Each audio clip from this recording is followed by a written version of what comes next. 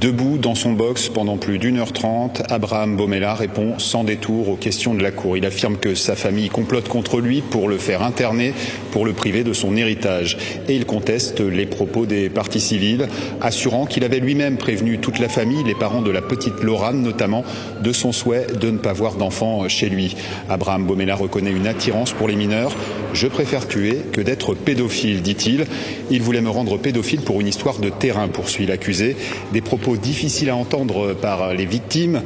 Sur le banc des parties civiles, Carole Bomela, la mère de la petite Laurane, a souvent secoué la tête durant l'interrogatoire de l'assassin de sa fille. En fin de compte, c'est une histoire de famille, c'est une histoire de jalousie. Il dit que sa maman vend le terrain, il croyait que ça donne à Laurane l'argent. Il dit que vous étiez au courant, qu'il avait signé. Non, je ne suis pas au courant, je ne connais rien, il ment. Vous n'auriez jamais laissé votre fille ici? Si je connaissais ma fille était danger, vous n'aurez pas laissé avec lui là-bas. Non, du tout.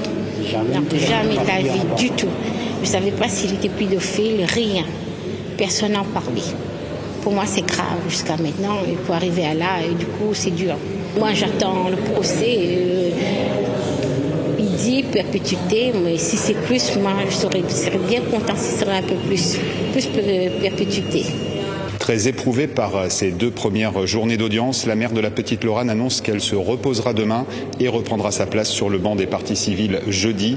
Le verdict n'est pas attendu avant vendredi.